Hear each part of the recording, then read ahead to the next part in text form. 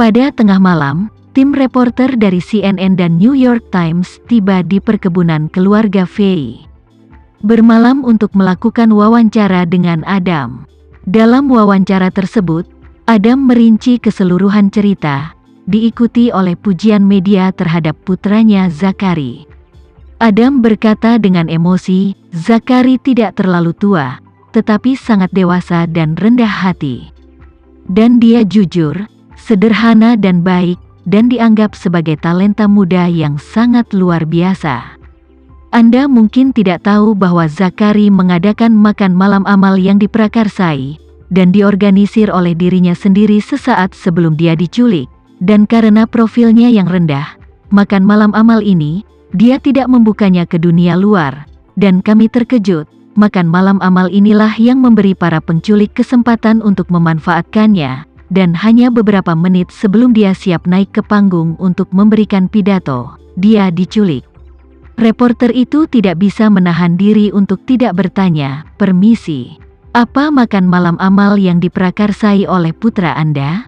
"Ini tentang menyelamatkan anak yatim." Adam menjelaskan, Zachary tidak terlalu tua dan selalu peduli dengan pertumbuhan dan pendidikan anak yatim, jadi dia mengeluarkan puluhan juta dolar. Dan bekerja sama dengan Kamar Dagang Indonesia New York, dia bermaksud mendirikan yayasan amal untuk secara khusus membantu anak yatim. Ketika para wartawan mendengar bahwa Zachary siap mengeluarkan puluhan juta dolar untuk amal, satu persatu, mereka juga mengaguminya. Saat ini, Adam memohon dengan sangat emosional dalam wawancara, kalau orang yang menculik Zachary bisa melihat wawancara ini, saya, sebagai seorang ayah, mohon Anda untuk tidak terus menyakitinya. Permintaan Anda untuk uang tebusan 200 miliar dolar memang terlalu tidak realistis. Tapi keluarga Fey bersedia mengeluarkan uang tebusan 200 miliar dolar, hanya untuk memintamu membiarkan dia pulang dengan selamat. Dia masih muda, masa depan masih panjang, biarkan dia pulang, dia masih harus melakukan banyak hal untuk masyarakat ini. Wawancara ini, yang dengan cepat dikirim oleh dua media dalam semalam ke media TV dan juga platform online, seketika memicu seluruh opini publik. Ketika semua orang melihat pernyataan Adam yang tersedak dan menyakitkan dalam wawancara, semua orang bersimpati dengan pria paruh baya ini, dan ketika mereka mendengar bahwa Zachary adalah talenta muda yang luar biasa, simpati mereka untuk Zachary segera membanjiri. Netizen secara spontan memulai kampanye solidaritas untuk Zachary di internet, dan lebih dari ratusan ribu netizen yang antusias bahkan pergi ke Gedung Putih untuk mengajukan petisi. Gedung Putih diminta turun tangan dan menyelamatkan Zachary. Ini langsung mengaduk masalah ke langit. Di Departemen Kepolisian New York, Duncan khawatir setelah membaca laporan media. Sekarang, seluruh dunia tahu bahwa Zachary diculik di New York dan kedua telinganya dipotong. Namun keterlambatan dalam menemukan para penculik telah meningkatkan tekanan di seluruh NYPD. Duncan, sebagai detektif polisi terkenal, bahkan lebih cemas seperti semut di panci panas. Sayangnya, adegan itu benar-benar tidak meninggalkan petunjuk berharga. Sejauh ini, semua petugas polisi berhamburan untuk menemukan bagian akhir malam, tetapi mereka tidak dapat menemukan kemana perginya mobil rongsokan itu. Mobil tidak dapat ditemukan. Mencoba menemukan orang akan lebih sulit. Ketika dia bingung, sebuah panggilan telepon datang. Ketika dia melihat kata-kata di layar ponsel, dia ragu-ragu sejenak, tapi mengangkat telepon dan berkata dengan senyum sinis, "Apa? Kamu baru saja melihat laporan media dan kamu tidak bisa tidak datang untuk menjebakku?"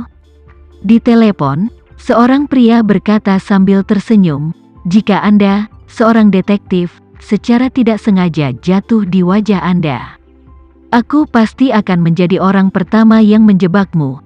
Tapi kamu sekarang berada di tepi tebing, bagaimana kamu bisa jatuh di sumur saat ini?" Orang yang berbicara adalah paman pertama, Marshall Poland, siapa yang diinstruksikan dan dikeluarkan dari lelang pil peremajaan tempo hari. Pada saat ini, Marshall menambahkan, kamu seharusnya masih berada di kantor polisi sekarang kan? Di dalam, Dunchan menertawakan dirinya sendiri. Setelah insiden besar seperti itu, saya khawatir saya harus tinggal di kantor polisi selama beberapa hari ke depan. Marshall tersenyum tipis berkata, sepertinya tebakanku benar. Aku di bawah sekarang, jika nyaman untukmu, aku akan naik sekarang. Ekspresi Dunchan terkejut. Dia ingin menanyakan sesuatu, tapi menahan diri dan sibuk berkata, aku akan menyuruh seseorang menjemputmu. Baik, segera. Marshall, yang mengenakan topi lidah bebek dan topeng hitam di wajahnya, dipimpin oleh seorang petugas polisi, datang. Dia membawa 2 tas belanja kertas kraft dan datang langsung ke kantor Dunchan.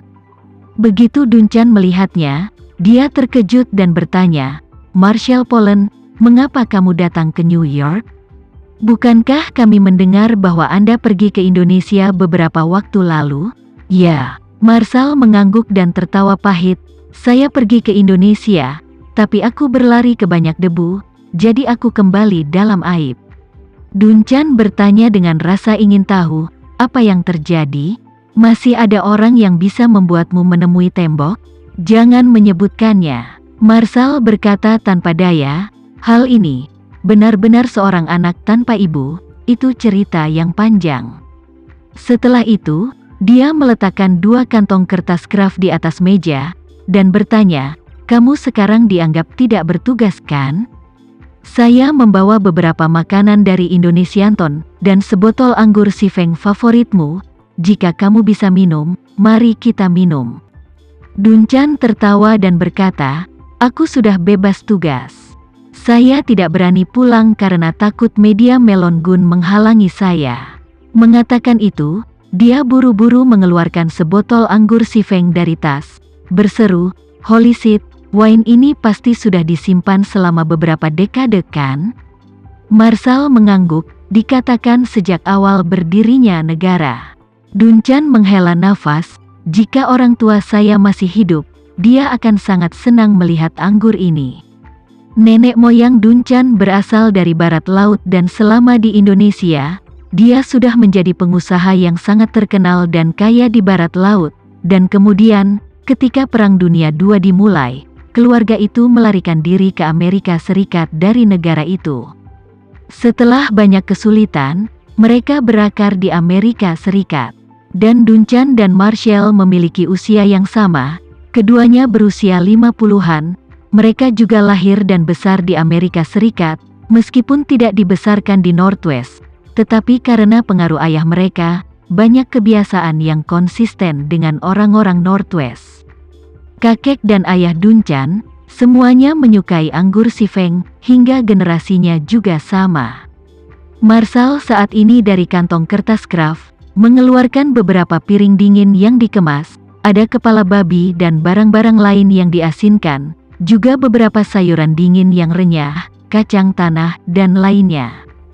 Dia membuka barang-barang itu satu persatu dan mengaturnya sambil menghela nafas. Oh, angsa panggang ala Kanton yang sangat enak di Indonesianton tidak buka hari ini.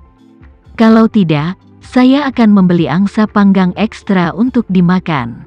Dunchan berkata, apa yang bagus dari makanan itu? Manis dan memualkan. Lebih baik memanggangnya dan memakannya. Marshall tertawa, itu gaya Kanton. Panggang di tanur tinggi dan kemudian diiris menjadi daging untuk Anda makan seperti kue gulung. Bukankah itu menjadi bebek panggang biasa? Mengatakan bahwa Marshall memberinya sepasang sumpit, dan Dunchan menemukan 2 gelas air sekali pakai. 2 gelas anggur dituangkan. Dunchan mengambil cangkir dan berkata dengan tidak sabar, ayo, kita ambil satu. Marshall mengangguk, dan kedua cangkir kertas itu berdenting secara simbolis. Kemudian masing-masing meneguk. Kemudian, Marshall meletakkan cangkirnya dan bertanya, kamu dan aku telah menjadi saudara selama bertahun-tahun, apakah ada yang perlu saya bantu saat ini? Meskipun fokus keluarga Pollen telah bergeser ke pantai barat dalam beberapa tahun terakhir. Tapi bagaimanapun juga, New York adalah basis lama kami. Masih banyak orang di sini, aku seharusnya bisa sedikit membantumu.